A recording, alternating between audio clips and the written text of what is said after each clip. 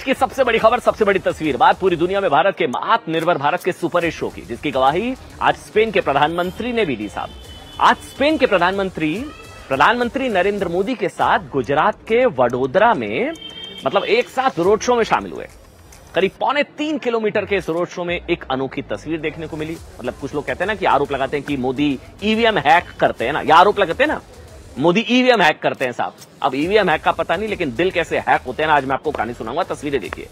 Road show के वक्त एक दिव्यांग छात्रा प्रधानमंत्री नरेंद्र मोदी और स्पेन के राष्ट्रपति की पेंटिंग लेकर खड़ी थी।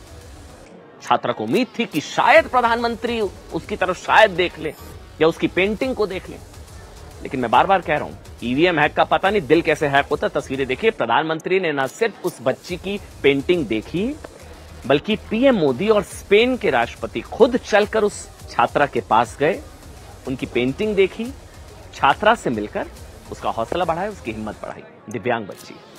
देखिए, रोड शो से पहले प्रधानमंत्री नरेंद्र मोदी ने, आज आपको पता होना चाहिए, स्पेन के पीएम के साथ टाटा एडवांस सिस्टम लिमिटेड से C295 विमान के निर्माण के लिए टाटा एयरक्राफ्ट कॉम्प्लेक्स का संयुक्त रूप से उद्घाटन किया। यह भारत के लिए आसमान छूने वाली उपलब्धि है। क्यों है? क्योंकि जिस देश में कुछ वक्त पहले, याद है, सेना के कपड़े, दस्ताने और स्लीपिंग बैग जैसे सामान तक इंपोर्ट करना पड़ता था, वहीं अब भारतीय सेना को मेड इन इंडिया के तहत C295 एयरक्राफ्ट मिलने जा रहे हैं। यह आज की बहुत बड़ी खबर है।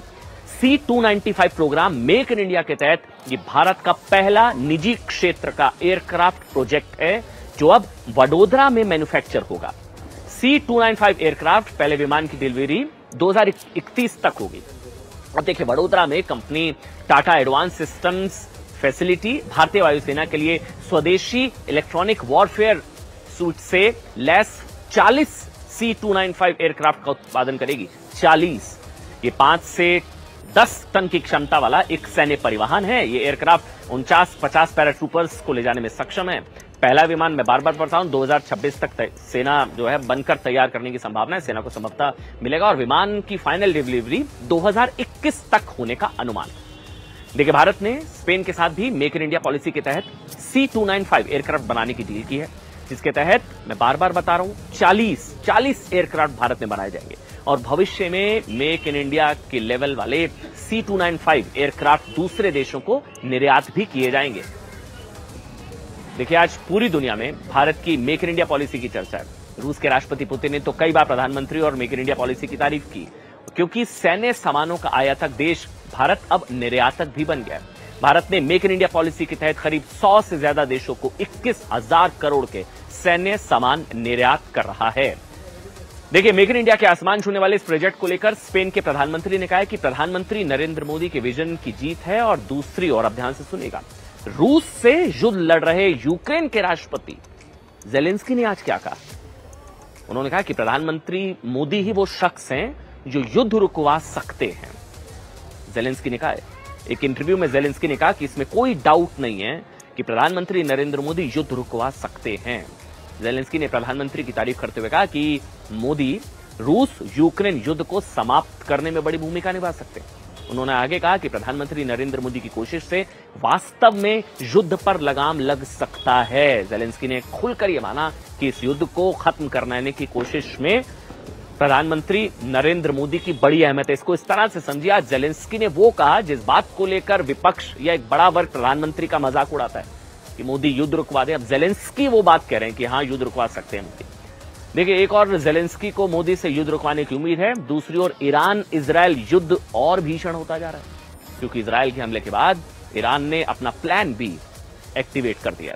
ये रिपोर्ट आपको दिखाते हैं, आपको समझ आएगा कि क्यों प्रधानमंत्री नरेंद्र मोदी से युद्ध रुकवाने की अपील नेतन्याहू जेलेंस्की भी करते नजर आ रहे हैं।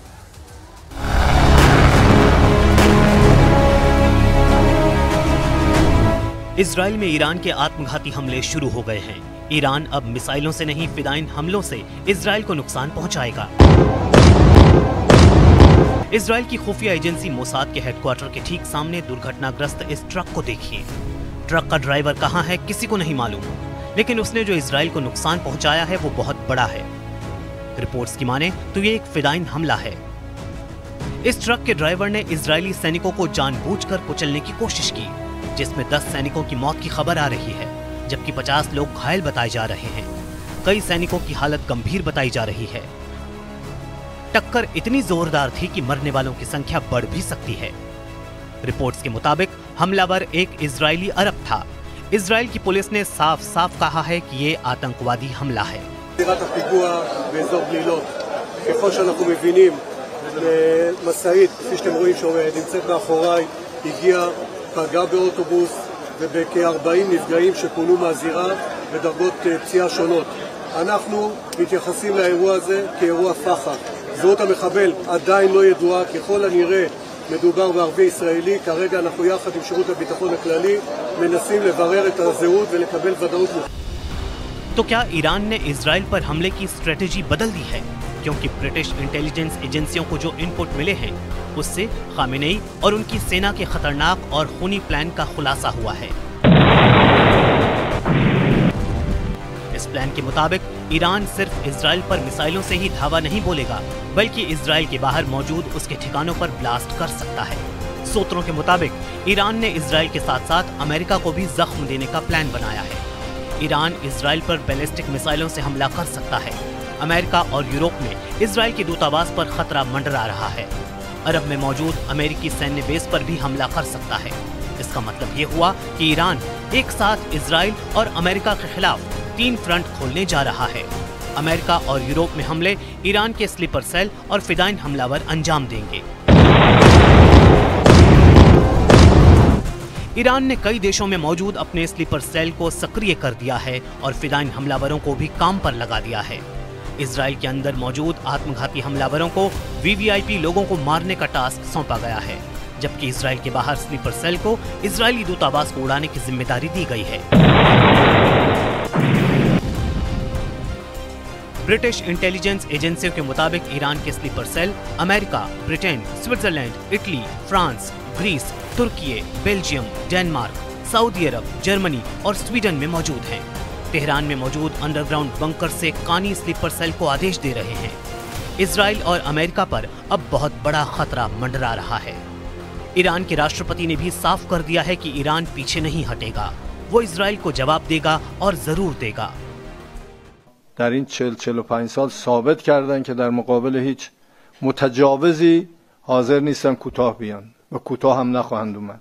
قطعاً کسانی که آزادند در مقابل این تجاوزات و این جنایت‌های این رژیم سفاک کوتاه نخواهند اومد. ما از حق و حقوق کشورمون همیشه دفاع کردیم و دفاع خواهیم کرد.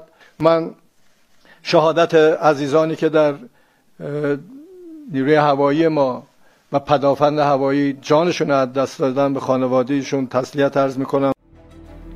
इजराइल में हुए ट्रक हमले के बाद इजरायली सिक्योरिटी एजेंसियां हाई अलर्ट पर आ गई हैं। इजराइल में मौजूद ईरान के स्लीपर सेल को ढूंढा जा रहा है। तेल अवीव में जो कुछ हुआ उसे ईरान के फिदाइन हमलों की शुरुआत माना जा रहा है। ब्रिटिश खुफिया रिपोर्ट्स के मुताबिक आने वाले दिनों में ईरान के स्लीपर सेल सिर्फ इजराइल में ही नहीं बल्कि अमेरिका और यूरोपीय देशों में भी हमले कर सकते हैं और इनका मुख्य टारगेट अलग अलग देशों में मौजूद इजरायली दूतावास हो सकते हैं।